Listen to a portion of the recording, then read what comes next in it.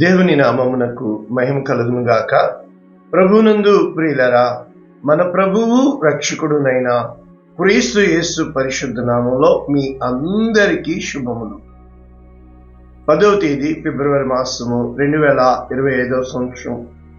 ఈరోజు దేవుడు నిన్ను ప్రేమించి నీకు ఇస్తున్న అద్భుతమైన వాగ్దానము.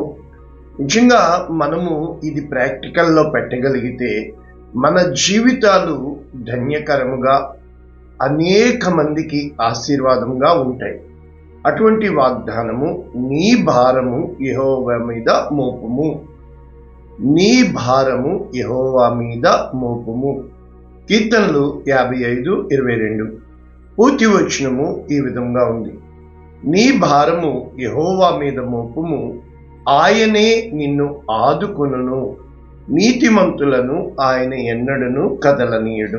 3 భాగాలు మనం ఇక్కడ చూస్తున్నాం. 1, నీ భారము యెహోవా మీద మోపుము. ఇది అడ్రసింగ్ టు ఆల్, అందరికీ. అయితే ఇక్కడ ఆయనే నిన్ను ఆదుకొనును, ఇక్కడ కూడా ఆయన నిన్ను తప్పకుండా ఆదుకుంటాడు. తరువాత కండిషన్ మాత్రము, నీతిమంతులను ఎన్నడూ కదలనీయడు. మరి ఇప్పుడు నీతిమంతులు ఎవరు? ఇది ప్రశ్న. కాబట్టి అంటే ఆయన ఖచ్చితంగా దేవుడు నీతిమంతుడు కనుక మొట్టమొదట నిన్ను ఆయన నీతికి సమానముగా. కాబట్టి నీతి అంటే ఏంటి? మన స్వనీతి, అంటే మనకి నేర్పించబడింది, మనము నమ్మేది నీతి. కానీ ఇది దేవుని నీతి అవదు. మరి లోకరీతి ఏంటి? ఇప్పుడు ఎన్నోసార్లు మీకు చెప్పాను నేను, ప్రతి గవర్నమెంట్కి ఒక చట్టం ఉంటుంది. ఎగ్జాంపుల్కి నేను కువైట్లో 27 సంవత్సరాలు ఉన్నప్పటికీ, 3 కుమార్తెలు నాకు కువైట్లో పుట్టినప్పటికీ వాళ్ళు ఇండియన్ సిటిజన్షిప్ ఇప్పుడు ఇండియాలో పెద్ద క్లాసెస్కి వచ్చారు, చదువుకున్నారు. ఇదే అమెరికాలో నేను ఇండియా వాడిని అయినప్పటికీ అమెరికన్ సిటిజన్షిప్ వచ్చి ఉండేది, నా 3 కూతుళ్ళు అక్కడ పుట్టుంటే. మరి అక్కడ నీతి ఏంటి? అక్కడ వాళ్ళ చట్టం అది. కాబట్టి అంటే అక్కడ ఉన్న రూల్ని బట్టి, అదే విధముగా మన జీవితాల్లో రూల్ని బట్టి, అంటే ఏంటి? దైవికత, థియోక్రసీ, డెమోక్రసీ. కాబట్టి దైవిక హస్తము ద్వారా, అదే విధముగా మానవ హస్తము ద్వారా, ఈ విధముగా మనం చూస్తూ వెళ్తే, ఒకసారి ఇంగ్లీష్ వెర్షన్లో ఏముంది, ఎంత చక్కగా రాశారంటే, ఇంగ్లీష్ వెర్షన్లో new living translation, Psalms chapter 55:22. Give your burdens to the Lord. నీ యొక్క ప్రతి సమస్యని, ప్రతి భారాన్ని, నీ కష్టాన్ని, నీ నష్టాన్ని దేవునికి ఇచ్చేయి. And he will take care of you. ఆయన నీ గురించి బాధ్యత వహిస్తాడు, ఆయన నీ గురించి జాగ్రత్త తీసుకుంటాడు, ఆయన నీ పట్ల శ్రద్ధ తీసుకుంటాడు. He will not permit the godly to slip and fall. ఆయన ఎంత మాత్రము కూడా భక్తి గలవారిని జారిపడుటకు కానీ పడిపోవుటకు కానీ అంగీకరించడు. అయితే ఇక్కడ గుర్తుపెట్టుకోవాలి, మరి నీతిమంతులు ఎవరు? ఇదే కదా క్వశ్చన్. కనుక యేసుక్రీస్తు ప్రభుల వారు ఏం చెప్పారంటే, నా యొద్దకు వచ్చు వానిని నేను ఎంత మాత్రము తోసివేయను. కనుక ప్రభువునందు ప్రియులరా, మన జీవితంలో మనము ఎవరిని ఆశ్రయిస్తున్నాము? మన కష్టకాలంలో ఇటు మనుష్యులని ఆశ్రయిస్తున్నామా, ఇటు దేవునిని ఆశ్రయిస్తున్నామా? ఒక్క మాట, సింపుల్ ఈక్వేషన్. కష్టము నీకు పంపేది దేవుడైనప్పుడు ఆ కష్టములో దేవుని తట్టు చూస్తావని దేవుడు ఆశపడుతున్నాడు. అయితే ఆ కష్టము మనుష్యుల వల్లనే కలుగుతుంది. కనుక మనం ఏం చేస్తాము? మనుషుల వల్ల ఈ కష్టం కలిగింది కనుక వాళ్ళని టార్గెట్ చేసి, నన్ను ఇలా అన్నారు, నన్ను అలా అన్నారు, వాళ్ళు నాకు ఇలా చేశారు అని చెప్పి మన కాన్సన్ట్రేషన్ అంతా ఇటువైపు ఉంటుంది. అంటే చిన్న వన్ సెకండ్ వాక్యం చెప్తే, ఇక్కడ ఒక చిన్న కథ ఏంటంటే, 3 దొంగలు ఉన్నారంట. ఈ 3 దొంగలు కూడా అక్కడ ఒక గొర్రెపిల్ల కట్టి ఏం చేశారు, దాంట్లో గంట కట్టి ఆ చిటికి కట్టి పెట్టారంట గ్రామస్తులు. అయితే ఈ 3 దొంగలకి మటన్ బిర్యానీ తినాలనిపించింది. ఇప్పుడు ఏమాత్రం దగ్గరికి వెళ్ళినా గొర్రె శబ్దం చేస్తుంది, రెండవది గంట మోగుతుంది. కానీ ఈ 3 ప్లాన్ చేశారు. అబ్బాయి ఒక పని చేద్దాం మనము, ఏంటి, రైట్, గొర్రె పిల్లని ఎత్తుకొని వెళ్ళడం మాత్రం ఖచ్చితం, కాబట్టి మటన్ బిర్యానీ కావాలి. ఇప్పుడు ఏం చేయాలి, ఇద్దరు కలిసి గొర్రె పిల్లని తీసుకుని ఇటు పక్కన వెళ్ళారు, ఇంకొకడు గంట కొట్టుకుంటూ అటు పక్కనే వెళ్ళాడు. ఇప్పుడు గ్రామస్తులు లేచారు, ఇప్పుడు ఎటువైపు వెళ్తారు చెప్పండి మీరు? ఇటువైపు గొర్రె పిల్ల వైపు వెళ్ళారు కదా, గంట ఎక్కడ కొడుతుందో అటువైపు వెళ్ళారు. కనుక వీళ్ళు చక్కగా ఎత్తుకెళ్ళిపోయారు, ఆడు పారిపోయాడు, గంట అక్కడ పాడేశారు. అంటే ఇప్పుడు ఏమైందంటే మన సోషల్ మీడియా కానీ, ఈ న్యూస్ వార్తలు కానీ, ప్రతి విధమైన మన ఆలోచనలు కానీ, మన సబ్జెక్టు ఎటువైపు ఉందో అది మానేసాము. మనకి ఎటువైపు శబ్దం వస్తుందో అటువైపు పరిగెట్టే వారంగా ఉన్నాం. కాబట్టి ఇక్కడ ఏ సందర్భంలో కీర్తనాకారుడు ఈ యొక్క కీర్తన రాస్తున్నాడు అని వాళ్ళు చెప్పుతూ చాలా మంచి విషయాలు, అంటే దావీదు జీవితంలో గొర్రెల దొడ్డిలో తిరుగుతున్న వాడిని దేవుడు ఒక మహారాజుగా సిద్ధపరచాలి. నిజంగా దొడ్డిలో ఉన్న బుద్ధిలే ఉంటున్నాయి కదా. నిన్ను నన్ను తీసుకెళ్లి ఈరోజు, ఇప్పుడు అంతెందుకు, కువైట్లో ఉన్నాం మేము, చక్కటి కమ్మటి చారు, చక్కటి చేపల కూర పెట్టుకుని తింటాం. ఎందుకని? ఇండియా వాళ్ళం కనుక, కాకినాడ వాళ్ళం కనుక. అదే అంటే మనకి తెలియకుండానే మనలో మనము ఉన్నాం. అంటే ఇప్పుడు ఇక్కడ ఏ విధంగా చూడొచ్చు అని అంటే, ఈ యొక్క కీర్తనాకారుడైన దావీదు మొట్టమొదట సౌలు చేత తరంబడ్డాడు, అయిపోయింది, మహారాజు అయ్యాడు. తర్వాత జీవితం ఎల్లకాలం ఒకేలా ఉండదు కదా. కొన్ని విషయాల్లో పడిపోయినప్పుడు ఇప్పుడు తన స్వంత కుమారుడైన అబ్షాలోముతో తరంబడుతున్నప్పుడు రాయబడిన కీర్తన అని చెప్పి వాళ్ళు ఏ విధముగా చెప్తున్నారు అంటే, గ్రంథకర్తలు ఇంచుమించు సమూయేలు 2వ గ్రంథం 15 నుంచి 17 వరకు అబ్షాలోము వలన ఏ విధముగా దావీదు తరమబడుతున్నాడో, అబ్షాలోము తిరుగుబాటు చేసినప్పుడు జరిగిన కార్యాలు మరి ఇక్కడ 3 భాగాలుగా చేస్తూ, మొదటి 11 వచనాలు దావీదు తన శత్రువుల గురించి రాసినట్లు, తర్వాత 4 వచనాల్లో తన స్వంత సన్నిహితుడే, చాలాసార్లు ఒకే చోట అన్నీ చేసేసుకున్నాక వాళ్ళు విడిపోయినప్పుడు ఎంత గుండెలు పగిలేటట్లుగా ఉంటాయో, ఆ తన సన్నిహితుడే తనని ఆ విధముగా చేసినప్పుడు దావీదు హృదయములో చెందుతున్న వేదన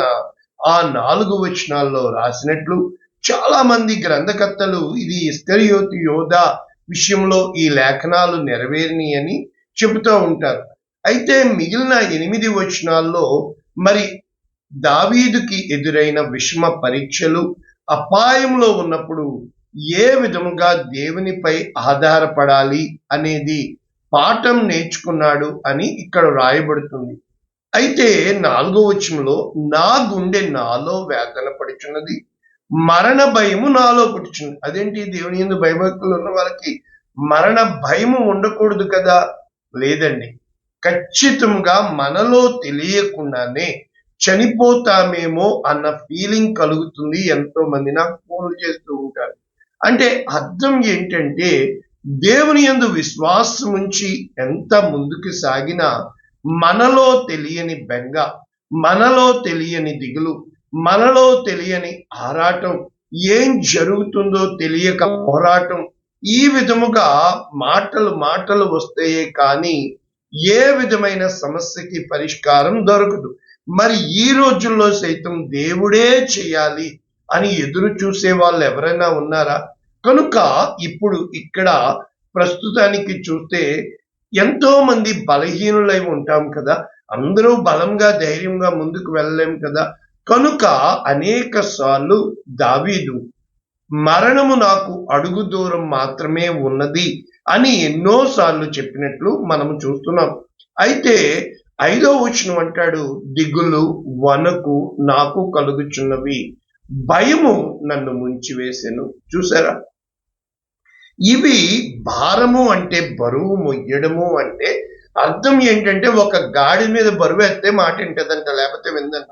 అదే గుర్రం మీదకి ఎక్కామనుకోండి, అది ఇష్టం వచ్చినట్లు పరిగెడుతుంది. అంటే ప్రభువునందు ప్రియులరా, ఏమి చెప్పడానికి ప్రయత్నిస్తున్నాను, ఇప్పుడు మనము 100 కిలోలు ఇస్తే కాకినాడ నుంచి కువైట్కి తెచ్చేసుకుంటాం. కానీ నువ్వు మొయ్యవు కదా. నిన్ను మొయ్యడానికి నువ్వు సైకిల్ కనిపెట్టావు. సైకిల్ స్టోరీ ఒక్క నిమిషంలో. సైకిల్ కనిపెట్టినప్పుడు వెనకాల ఆ యొక్క కాలు నొప్పి వచ్చిందని చెప్పి మోటార్ సైకిల్ కనిపెట్టారట. అప్పుడు కాలు నొప్పి తగ్గింది, కానీ వెనక నొప్పి వచ్చిందంట. వెనక నొప్పి వచ్చింది అని చెప్పి అప్పుడేం జరిగింది, మళ్ళా కారుని కనిపెట్టారంట. కారులో కూర్చొని వెనకాల దజ్జా కూర్చున్నాడు, ఎదర బొజ్జ పెరిగిందనమాట. బొజ్జ ఎక్కువ వచ్చింది అని చెప్పి మళ్ళీ డాక్టర్ దగ్గరికి వెళ్తే మళ్ళా సైకిల్ దొక్కమన్నాడంట. అంటే ఆ విధంగా ఉంటారు. అంటే అర్థం ఏంటంటే, మనము మొయ్యకుండా, అంటే చిన్నప్పుడు బోరింగ్లు ఉండేవి, నుయ్యులు ఉండేవి, ఎన్నెన్నో ఉండేవి, తిరుగుట్రాళ్ళు ఉండేవి, రోకళ్ళు ఉండేవి. ఇప్పుడు వాళ్ళకి ఏం తెలుసు, ఫోన్ తప్ప, స్మార్ట్ ఫోన్ తప్ప. తల్లిదండ్రులు ఎలా పెడుతున్నారు అన్నం, ఫోన్ ఇస్తున్నారు, ఆడు చూస్తున్నాడు, అన్నం పెట్టావా లేదా, అయిపోయిందా లేదా. ఇప్పుడు చాట్ జీపీటీ, డీప్ సీక్, అన్ని ఇంటర్నెట్, ఏఐ అన్ని వచ్చేసినాయి. అంటే ప్రతిదీ కూడా క్షణాల్లో ఆన్లైన్ అవుతుంది. కానీ నీ మనసులో, నీ అంతరంగములో నీవు పొందుతున్న వేదన, నీవు అనుభవిస్తున్న భారము, ముఖ్యంగా బాధ్యతలు. కనుక బాధ్యతల వలన బంధాలలో ఇమిడిపోతున్న అనేక మంది ఈరోజు ఎవరిని అడిగినా ప్రార్థన చేయమనేది దేనికి? అయామ బిడ్డలు ఎలాగైపోతున్నారు, ప్రార్థన చేయండి. ఈరోజు న్యూస్ చూస్తుంటే ఇంకా విచిత్రమైంది. అన్నదమ్ములకి ఖచ్చితంగా గొడవలు వస్తాయి ఆస్తి పంపకాల్లో.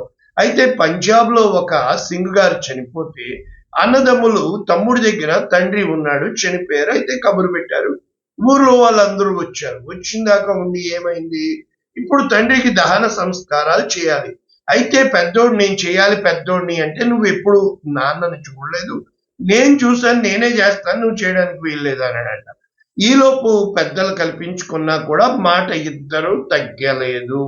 ఈలోపు పోలీసు వాళ్ళు వచ్చి కుదరదు అంటే, వీళ్ళిద్దరు పోలీసు వాళ్ళు ఎందుకు వచ్చారు, 2 భాగాలు చేసుకొని ఆ భాగం నువ్వు చేసుకో, ఈ భాగం నేను చేసుకుంటాను, దహన సంస్కారాలు నేను నా దగ్గర పాతి పెట్టుకుంటాను.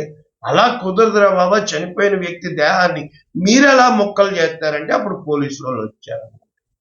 చూసారా? అంటే నిజంగా మొట్టమొదట సమాధానము కలిగితేనే పైన మోసే భారము కంటే నీవు లోపల మోసే భారము ఎక్కువ. కనుక నీ హృదయ భారము నీవు ఎంత మాత్రము తట్టుకోలేవు. కనుక దావీదు ఇక్కడ ఏమంటున్నాడు 6వ వచనంలో, ఆహా గువ్వ వలె నాకు రెక్కలు ఉండిన ఎడల ఎగిరిపోయి నెమ్మదిగా ఉండను. ఎన్నోసార్లు అనుకుంటాం కదా, ఇది ఈ రోజు నాతో మాట్లాడింది. మరి నేను కొన్నాళ్ళుగా మనం ఏదైనా చిన్న ప్రాబ్లం వస్తే పారిపోయే రకం అనమాట. ఎందుకు వాళ్ళు అంటారు, వీళ్ళంటారు, మనకు ఇష్టం ఉండదు. కనుక ఏంటో ప్రశాంతంగా ఉన్నామా లేదా, ఎవరితో ఎందుకు మనం భారం పోయాలి, వాళ్ళన్నారు వీళ్ళు ఇంకా 10 మాటలు కల్పించి. కాబట్టి 3 ఖచ్చితంగా దైవజనుడికి ఉండాలి. ఒకటి, డబ్బు మనిషి కాకూడదు, అది నాలో ఉందా లేదా అని. వాళ్ళు 4 సంవత్సరాలైనా ఎగిపోయినప్పుడు, అమ్మా నువ్వు ఇన్నాళ్ళు ప్రార్థన చేయించుకుంటున్నావే బాబా, కొంచెం కానుక ఇవ్వమని అనుకో, వీళ్ళు 4 కల్పించి చెప్తారు, అయ్యగారు డబ్బు మనిషి అయిపోయారని. అరే నువ్వు ఇన్నాళ్ళు ఇలా ఉన్నావు కదా, ఇలా ఆయన ఇంతకు ముందు ఎంత ప్రేమగా మాట్లాడేవాడు, ఇప్పుడు చూడు కసురుకుంటున్నాడు. నిజంగా మనకి అంటే ఎలా ఉంటుందంటే, కలిసి రాని కాలంలో ప్రతి మాట బూతు మాట్లాడుతుంది, ప్రతి మాట కష్టంగా ఉంటుంది. ఎదుటోడు కావాలని వచ్చి అగ్గిపుల్ల గీసేస్తూ ఉంటాడు. ఇంకా 3వది, నేను ఇది కాదు కదా, ఎందుకు నా మీద నిందలు పడుతున్నాయి, నేను ఇది కాదు కదా, ఎందుకు నా మీద. ఈ యొక్క మనలో మానసిక సంఘర్షణకి అప్పుడు ఇక్కడ వీళ్ళు గ్రంథకర్తలు రాస్తూ కొన్నిసార్లు కష్టాలు, దుఃఖాలు భరించడానికి చాలా భరించలేనట్టుగా అనిపిస్తాయి. అప్పుడు వాటి నుంచి తప్పించుకోవడానికి అనేక మంది తాగుడికి, అనేక మంది సినిమాకి వెళ్తే 3 గంటలు ఎందుకు వెళ్తారు, దీనికోసమే వెళ్తారు. ఎందుకు హీరోయిజం చూపిస్తారు, అవన్నీ అబద్ధాలని తెలిసినా చుట్టూ ఉంటాం. మనలాంటి వాళ్ళు డబ్బులు సంపాదించుకుంటూ ఉంటారు. కనుక ఏదో పారిపోతే బాగును, ఇక్కడి నుంచి వెళ్ళిపోతే బాగును, ఇది ఇంకా నా వల్ల కాదు, నేను మొయ్యలేను, నేను తట్టుకోలేను. చిన్నప్పుడు మనం ఏదైనా పట్టుకొని నిలబడడానికి, అలా పెద్దయ్యాక పట్టుకొని నడవడానికి ప్రయత్నం చేస్తూ ఉంటాం. కానీ వయసులో ఉన్నప్పుడు పట్టుకోవడం కాదు, తట్టుకొని ఆటు పోటుకి నిలబడగలిగిన వాడే ఉత్తమముడు. ఇక్కడ ఏం జరుగుతుందంటే, అంటే ఆధ్యాత్మిక జ్ఞానము దేవుడు ఉన్నాడని తెలిసినప్పటికీ, అయితే ఇటువంటి ఇంకా భయంకరమైన ప్రశ్నలు, పరీక్షలు, అందరూ ప్రశ్నించేవాడే, అందరూ సలహా చెప్పేవాడే, ఇంకా ఎటు వెళ్ళాలో దిక్కు తోచక ఆ స్థితిలో ఎక్కడికన్నా రెక్కలుంటే బాగుండ్రా బాబా, ఎగిరిపోయి ఉందామని చెప్పేసి మళ్ళాంటోడే కదా దావీదు ఇక్కడ రాసినట్లు చూడగలము. అయితే దేవుని మహిమార్థము మనము వాటిని ఎదిరించాలి. FEAR, forget everything and run away. ఇది ముఖ్యంగా మనం చేసేది. అయితే ఫేస్ ఎవ్రీథింగ్ అండ్ రైజ్ అంటే నువ్వు నోటిని వాడి గెలవమని కాదు, ఎదుటోల్ని నిందించమని కాదు, నీ హక్కు కోసం పోరాడమనేది కాదు, నీ మోకాళ్ళ పోరాటంలో దేవుని సన్నిధిలో వాక్యాలు నేర్చుకుందాం ఇప్పుడు టకటకమని. కాబట్టి మేలు కోసం వాటిని సహించాలి. కారణం ఏంటి? దేవుని అనగా ఆయన సంకల్పము చొప్పున పిలువబడిన వారి కొరకు మేలు కలుగుటకు సమస్తము సమకూడి జరుగుచున్నవి. కాబట్టి కష్టాల నుంచి పారిపోవాలని ప్రయత్నించడం సహజమే, కానీ అందువలన ఉపయోగము లేదు, ఏమీ జరగదు. నేను ఎన్నిసార్లు టికెట్ క్యాన్సిల్ చేసుకున్నానో, అయ్యో మళ్ళా ఇప్పుడు కూడా నాకు దర్శనం ఇవ్వబడినప్పటికీ నాకు వద్దు, నువ్వు వద్దు, ఏమీ వద్దు అని. ఎందుకంటే మనకిష్టం కాదు, మనకిష్టం కానిదే దేవుని చిత్తం. అంటే చాలాసార్లు మనం అనుకుంటాం మన మనసుకి నో నో నో. ఈ మనస్సు అనేది లోకపరమైనది, నీ హృదయము అనేది పరలోకపరమైనది. కనుక దేవుడు కొన్ని నియమాలు మన చుట్టూ గిరిగీసి ఎంత మాత్రము బయటికి వెళ్లకుండా ఏ విధంగా ఉంటుంది అంటే, చుట్టూ అరణ్యములాగా, చుట్టూ ఎడారిలాగా, జలాలు మన మీదకి పొంగిపోతున్నట్టు, అగ్నిలో మనము కాలిపోతున్నట్లు ఎంత భయంకరమైన స్థితిలో గుండా మనం వెళ్తామంటే, అయితే విశ్రాంతి తీసుకోవడానికి కూడా నీకు సమయము దొరకదు. అటువంటప్పుడు ఇక్కడ 17వ వచనంలో అంటాడు, సాయంకాలమున, ఉదయమున, మధ్యాహ్నమున నేను ధ్యానించుచు మొర్ర పెట్టుకుందును, ఆయన నా ప్రార్థన ఆలకించును. ఎంత వాక్యం ఇక్కడే నేర్చుకున్నాం. అంటే ఇక్కడ ఏమి చెప్పడానికి ప్రయత్నిస్తున్నాడు గ్రంథకర్త? నేను పూర్తిగా దేవుని మీద ఆధారపడతాను, ఆయనే నన్ను ధైర్యపరుస్తాడు. యహాబ్ అన్నారు. యహాబ్ అంటే అర్థం ఏంటంటే, ఇవే మన వేదనలు, భారము, మనము కృంగిపోవడము, మనము అలసిపోవటము, ఇక నా వల్ల కాదు ఇది మొయ్యడము అని చెప్పడము. అయితే సేమ్ టు సేమ్ వాక్యాలు పేతురు గారు రాసిన మొదటి పత్రిక 5వ అధ్యాయం 7వ వచనం, ఆయన మిమ్మును గూర్చి చింతించుచున్నాడు. చింత కాబట్టి నువ్వు చింతపడవలసిన అవసరం లేదు, ఆయన మీద వెయ్యాలి. కారణం ఏంటంటే 6వ వచనం, తగిన సమయమందు ఆయన మిమ్మల్ని హెచ్చిస్తాడు కనుక అది చాలా బలమైన చేయిగా ఉంటుందండి, మోయలేనంత భారముగా ఉంటుందండి, మనల్ని అట్టే పెట్టేసినట్టు. కాబట్టి నిబ్బరమైన బుద్ధి గలవారే మెలకువగా ఉండుడి. ఏ మాత్రం చిన్న పొరపాటు చేసినా పైన కింద అయిపోతుంది. ఇదే మాటలు ఫిలిప్పీలకు రాసిన పత్రికలో 4:4 ఆనందించుడి, మరలా చెప్పుదును ఆనందించుడి అని చెప్పి, దేనిని గూర్చి చింతపడకుడి, ప్రతి విషయంలో ప్రార్థన విజ్ఞాపనల చేత కృతజ్ఞతాపూర్వకంగా మీ విన్నపములు దేవునికి తెలియచేయడి, అప్పుడు సమస్త జ్ఞానమునకు మించిన దేవుని సమాధానము యేసు క్రీస్తు వలన మీ హృదయములకు. కాబట్టి నీ హృదయములో సమాధానం రావాలా, నీ హృదయంలో నెమ్మది కావాలా. యేసు క్రీస్తు ప్రభువారి గొప్ప స్లోగన్ మీకు తెలుసు కదా, ప్రయాసపడి భారము మోసుకొనిచున్న సమస్త జనులారా. ఇందాక నేను చెప్పాను కదా, కోవిడ్ కొడుతుంటే ముందు బండిలో వేస్తాం, మనం పెట్టుకొని మొయ్యం కదా, తర్వాత ట్రాలీలో వేస్తాం, తర్వాత ఫ్లైట్లో వేస్తాం. నువ్వు ఫ్రీగానే ఉంటావు కదా, మొయ్యకూడదు, మనం మోస్తాం. ఏం చెప్తాం?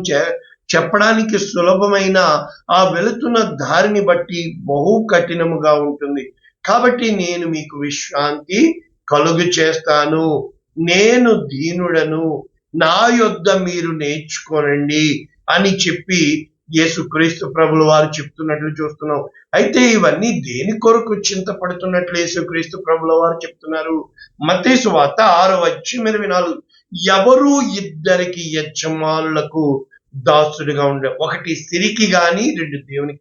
అంటే ఈ లోకానికి గాని దేవునికి గాని, మనుష్యులకి గాని దేవునికి గాని, నీ సొంత బుద్ధికి గాని దేవుని యొక్క చిత్తానికి గాని, అంటే ప్రతి విషయంలో ఎవరో ఒకళ్ళ వైపే మనము ఉండగలము. కాబట్టి ఇక్కడ చెప్పబడుతున్న వాక్యం ఏంటంటే, యేసు క్రీస్తు ఏమి తిందుమో, ఏమి ధరించుకుందుమో, ఏమి తాగుదుమో అని నీ ప్రాణములను గూర్చి, దేహము గూర్చి అయినా చింతపడకుడి అని చెబుతూ ఆకాశ పక్షులను చూడుడి. కాబట్టి కీర్తనాకారుడు ఇక్కడ గువ్వ వలె ఎగిరిపోతానంటున్నాడు. మరి వాటికి కష్టాలు లేవా? నిజంగా కదా. ఏంటో వాటికంటే మనము ఇక్కడ నువ్వు చింతపడొద్దు, చింతపడొద్దు, చింతపడొద్దు అని బైబిల్ మొత్తం మనకి చెప్పుతున్న మాట చింతపడవద్దు. కాబట్టి ఇప్పుడు మనము ముగించుకుంటే మనందరికీ తెలిసిందే యెషయా గ్రంథము ఈ యొక్క దేవుని వాక్యం 46:3, ఆయన నిన్ను ముదిమి వచ్చు వరకు ఎత్తుకొనివాడు, ఆయనే నిన్ను మోస్తున్నాడు అని చెప్పినప్పటికీ మనం అనుకున్నది ఇది జరగకపోవడము, మనకి ఎవరు ప్రేమతో ఉండకపోవడము, వారికి మనం మేలు చేసినా వారు మనకి కీడు చేయడము, మనము అనకపోయినా వారు అన్నీ 10 కల్పించి నిందలు వేయడము, మనము ఆ ఉద్దేశంతో చెప్పకపోయినా వాళ్ళు పనిగట్టుకొని వెళ్ళి మరీ మన మీద చెప్పడము చాలా చిన్నదనిపిస్తుంది కదా. నిజంగా జీవితాన్ని దేవుడు తన కోసం చేశాడు. మళ్ళా సంఘంలోకి వచ్చాము, ఈ దేహం నీదే ప్రభువా అంటాం, కానీ అస్సలు మనదే అంటాం. నన్ను అంటావా అని లేస్తాం. కనుక కీర్తన 37:5, నీ మార్గమును యెహోవాకు అప్పగింపుము, నీవు ఆయనను నమ్ముకొనుము, ఆయన నీ కార్యము. అంటే మొట్టమొదట చెయ్యి ప్రభువా నమ్ముతాను అంటారు. అలా కాదు, ఆయన నాకు అప్పగించు నేను చేస్తానంటాడు, కానీ చాలా ఆలస్యం చేస్తాడు. ఈలోపు అన్నీ అయిపోతాయి, ఇంకన్నీ అయిపోతాయి, నేను అందరూ మర్చిపోతారు, నీవు అలవాటు అయిపోతావు, లేచామా, తిన్నామా, ఉన్నామా. అయితే కీర్తనలు 62:8, జనులారా ఎల్లప్పుడూ ఆయన యందు నమ్మకముంచుడి, ఆయన సన్నిధిని మీ హృదయములు కుమ్మరించుడి. కారణము దేవుడు మనకు ఆశయం. ఎప్పుడూ కూడా నీ నమ్మకమే నిన్ను నడిపిస్తుంది, నీ నమ్మకమే నీ ధైర్యం, నీ నమ్మకమే నీకు నిరీక్షణ కలిగిస్తుంది, ఆశ పుట్టిస్తుంది. కనుక ఏమంటున్నాడు, నీ హృదయమును ఆయనకి కుమ్మరించాలి, నీ బాధను ఆయనకి చెప్పాలా, నీ కష్టాన్ని ఆయనకి చెప్పాలా, నీ సమస్యను ఆయనకి చెప్పాలా. అప్పుడు చెప్పినప్పుడు కారణం ఏంటంటే యెహోవాయే ఆశ్రయము.